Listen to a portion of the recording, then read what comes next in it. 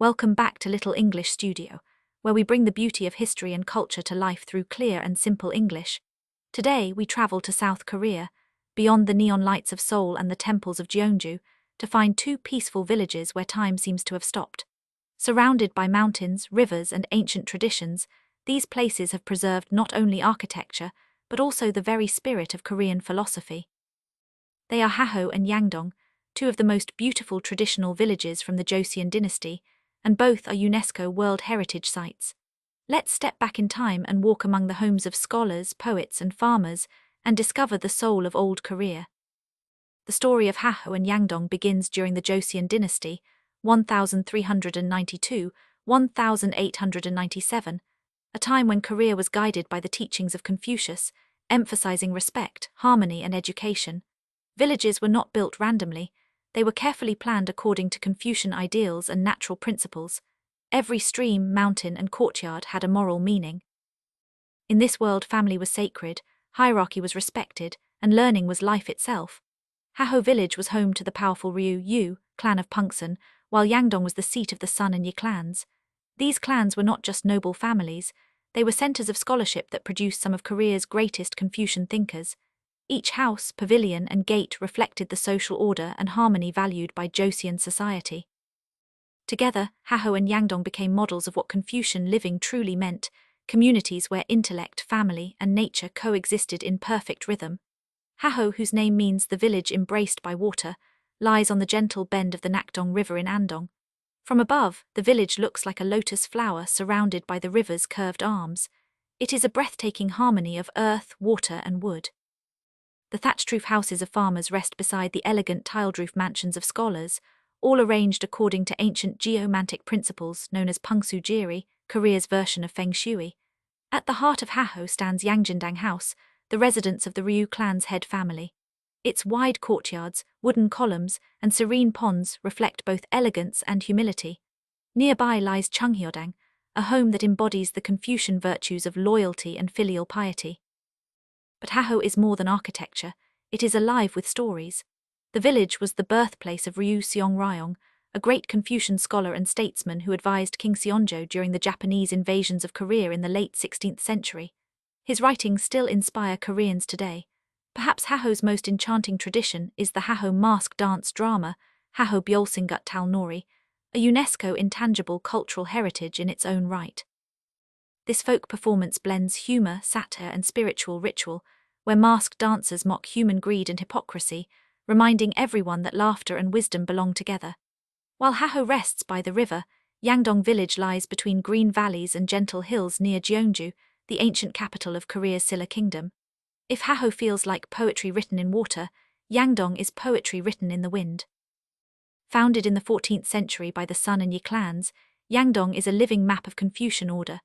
Noble houses are placed higher up on the slopes, close to the guardian mountains, while commoners' houses lie below near the streams.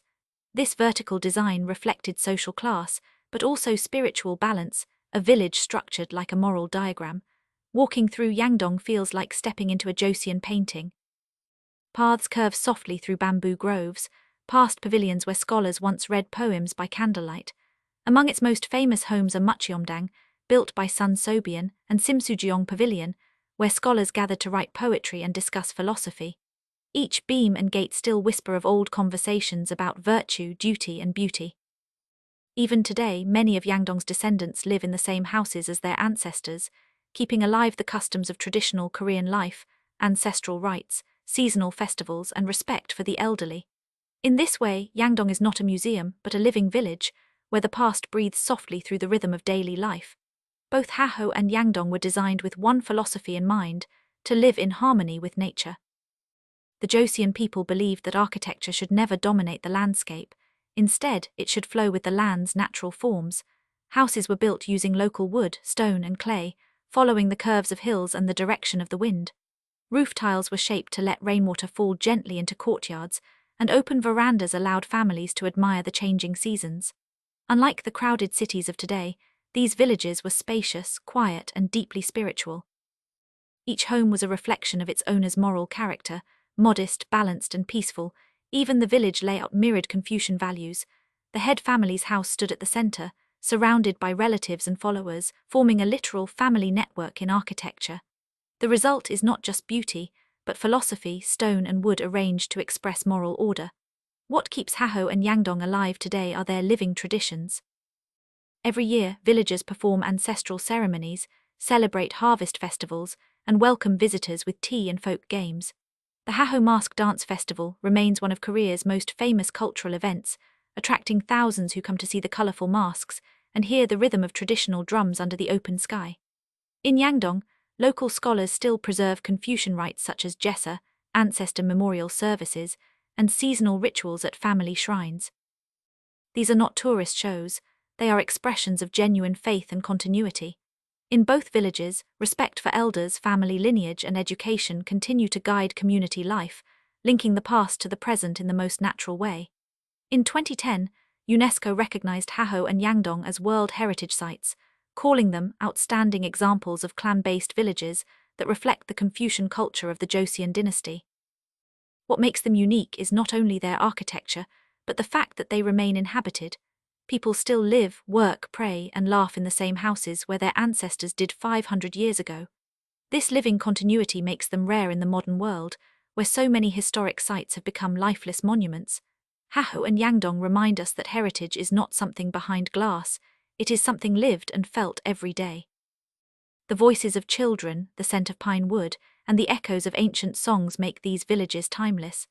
As the sun sets over the river in Hahoe or the mist rises above Yangdong's valleys, one feels a profound sense of peace. These villages capture the essence of Korean spirit, jeong, warm human connection, and kayang, respect. They show that true civilization is not built on wealth or speed, but on balance, harmony, and wisdom. Hahoe and Yangdong together are not just places on a map. They are living philosophies, gentle lessons in how to coexist, with nature, with others, and with ourselves. They stand as Korea's most beautiful conversation between humanity and the earth. And that was the story of Hahoe and Yangdong, two timeless villages that hold the soul of Korea's Confucian heritage. From their graceful wooden homes to their living traditions, these places remind us that beauty begins with respect for history, for family, and for nature. Thank you for joining Little English Studio. If you loved this journey into Korea's past, please like, comment, and subscribe for more stories of world wonders told in simple English. Until next time, stay curious, stay kind, and keep discovering the world with us.